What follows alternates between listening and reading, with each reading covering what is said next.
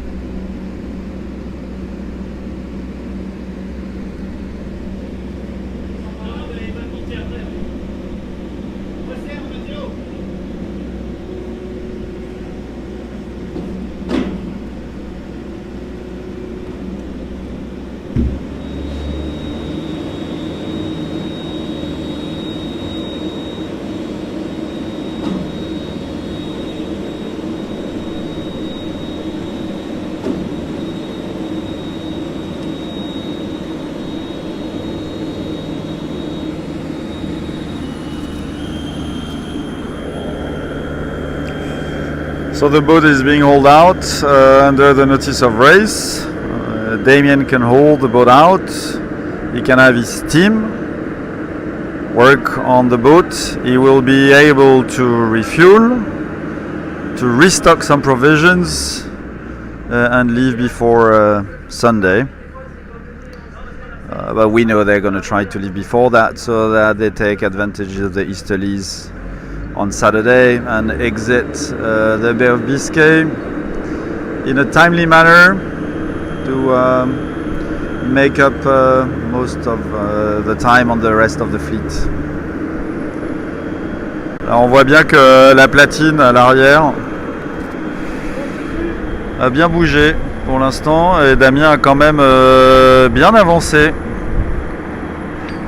dans son démontage, puisqu'il arrive avec le bateau quasiment prêt.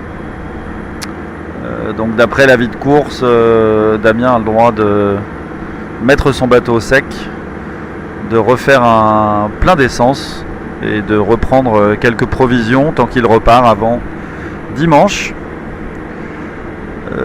Il essaiera bien évidemment de partir avant, sachant qu'il a un petit flux d'est le samedi qui lui permettra de sortir de manière peut-être un peu plus confortable que la dernière fois du golfe de Gascogne et de peut-être faire le tour de la dépression pour aller rattraper le reste de la flotte.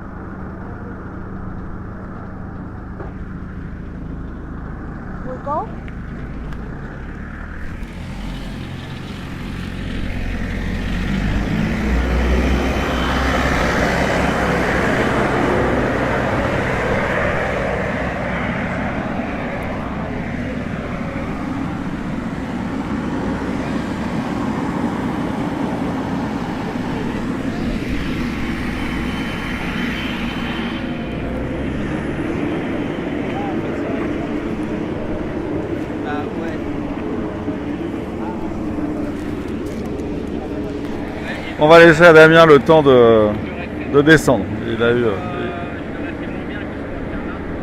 Il a eu des journées un peu difficiles.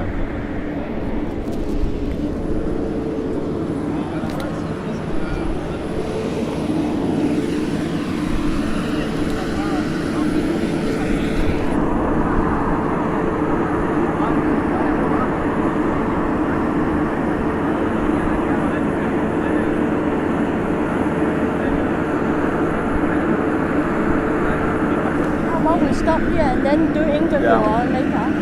Can you say something?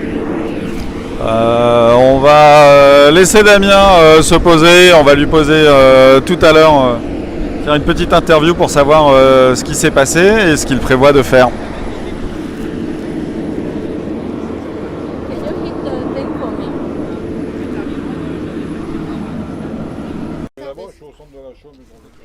Eh bien, bonjour, ça y est, on a finalement un petit moment avec Damien pour que tu puisses nous expliquer ce qui s'est passé. Oui, ce qui s'est passé, en fait, je l'ai découvert quand on a sorti le bateau. Je pensais que c'était une vis qui s'était dévissée du régulateur d'allure. En fait, c'est une vis qui a cassé. Le régulateur d'allure, il est tenu en 3 points, un en haut et 2 en bas. Les 2 points ici. Et sur le point du côté tribord, j'ai l'axe qui traverse ici, là. C'est une vis de 10 mm, je crois. Elle a cassé, et encore là, ils l'ont enlevé, mais on avait encore la tête de vis qui était dedans, là, et cassée au ras ici. Donc c'est assez dingue parce que j'ai beaucoup navigué avec le bateau, ça a été éprouvé.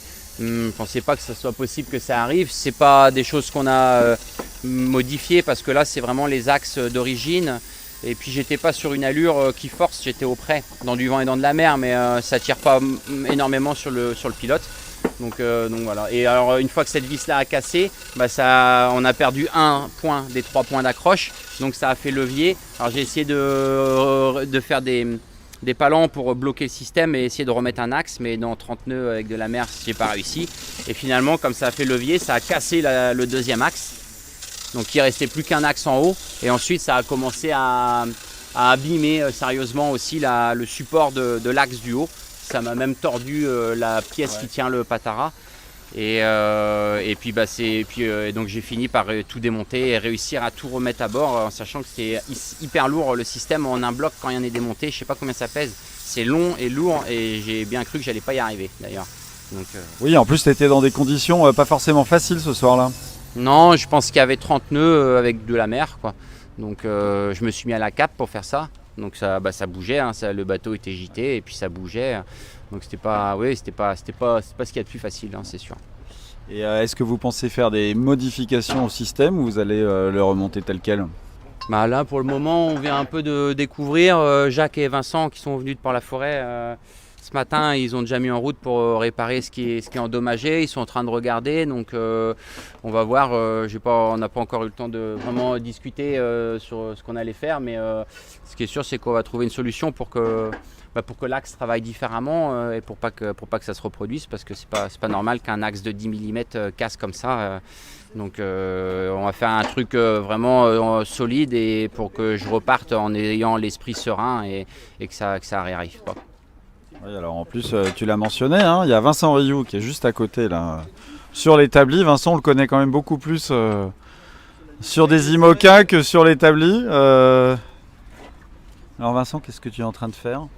On a attaqué la réparation du bateau, hein. Donc il y a une pièce qui s'est décollée suite à la rupture des axes, là, comme il expliquait Damien. Donc du coup je suis en train de la préparer pour la recoller tout simplement, hein. On a de la chance parce qu'on n'a pas au final un bateau trop endommagé, donc on va réussir à faire quelque chose de solide et de fiable en un temps raisonnable, on va dire.